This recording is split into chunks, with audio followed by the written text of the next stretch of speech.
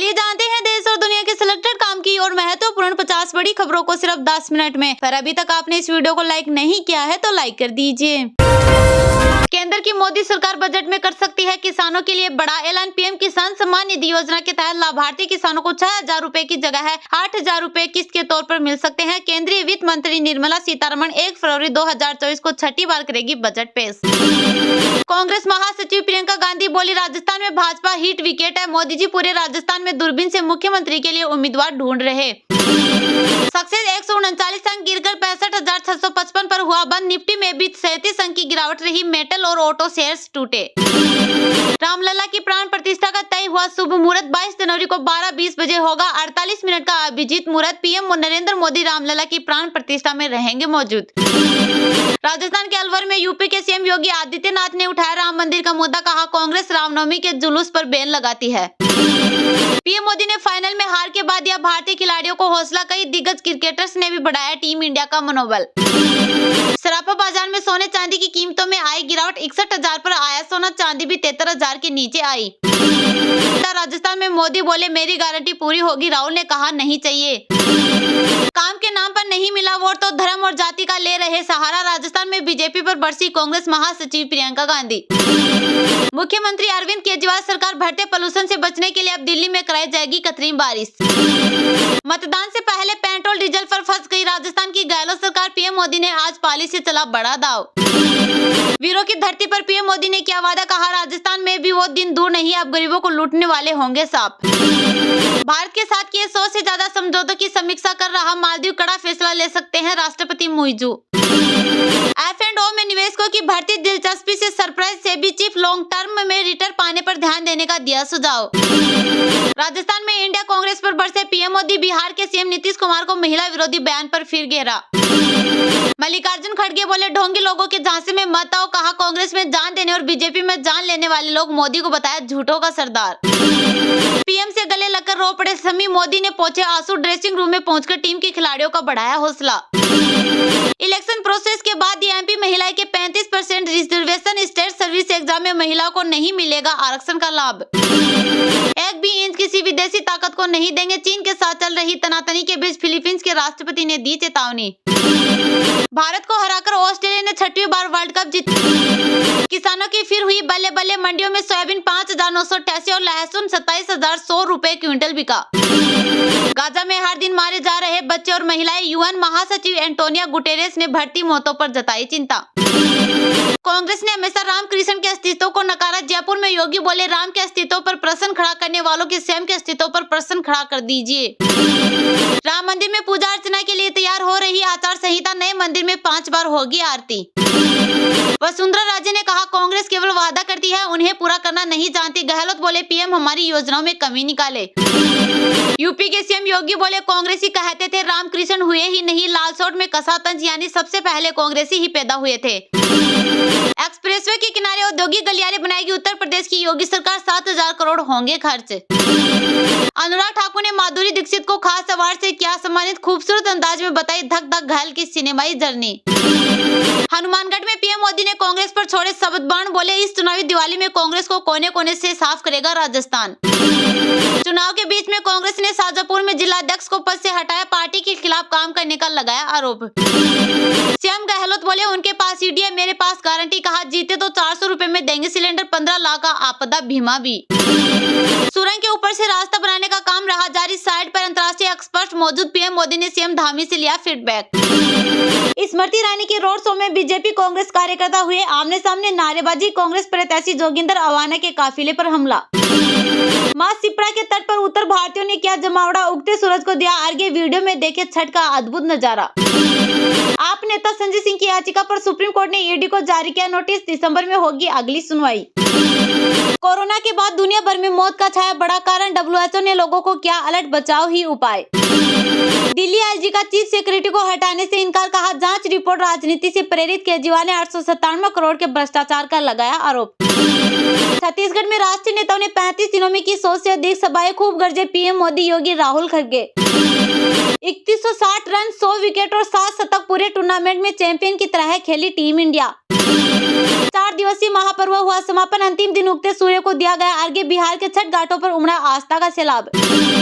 भारतीयों के लिए वीजा फ्री एंट्री शुरू कर सकता है वियतनाम। इससे पहले श्रीलंका, थाईलैंड ने बिना वीजा एंट्री शुरू की थी। एमपी में काउंटिंग से पहले कांग्रेस की सियासी रणनीति। बीजेपी बोली अभी से दिख रही हार की बौखलाहट।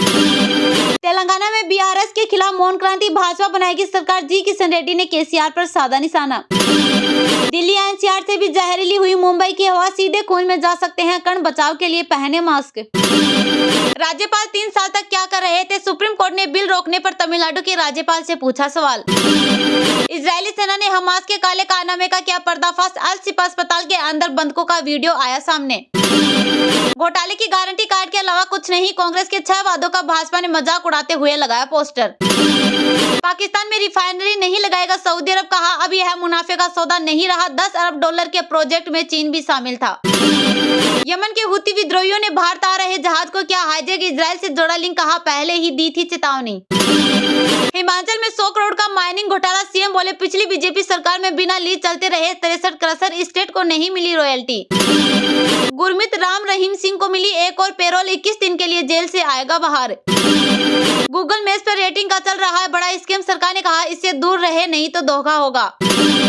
उत्तर भारत समेत देश भर के कई हिस्सों में ठंड ने दी दस्तक। अगले 5 दिनों में यहाँ होगी बारिश। आईएमडी का अलर्ट।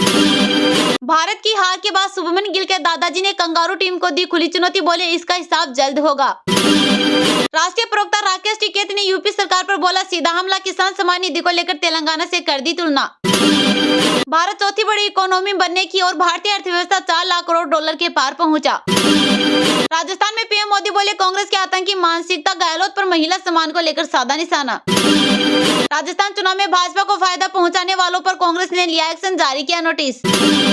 दिल्ली नगर निगम के कर्मचारियों का वेतन बढ़ाएगी आम आदमी पार्टी सरकार। अकुशल श्रमिकों के लिए मासिक न्यूनतम वेतन 16,792 रूपए से बढ़कर 17,234 रूपए। अर्ध कुशल श्रमिकों के लिए 18,499 रूपए से बढ़कर 18,993 रूपए और कुशल श्रमिकों के लिए 20,375 रूपए से बढ़कर 20,903 रूपए हो जाएगा। कांग्रेस नेता राहुल गांधी की सांसदी पर बीजेपी नेता ने लगाया था ग्रहण। अब मिली बड़ी जिम्मेदारी। नाना पटोले का बड़ा ऐलान। अगर महाराष्ट्र में हमारी सरकार बनी तो जाति जनगणना के आधार पर देंगे मराठा आरक्षण। इम्फाल एयरपोर्ट के पास यूएफओ दिखते ही राफेल लड़ाकू विमान किए गए थे रवाना। चीन को लगा बड़ा झटका। भाजपा ग्रामीण के उम्मीदवार भी जू में रोड शो के लिए सजाया रूट। महिला मोर्चा की कार्यकर्ताओं में भी जोश।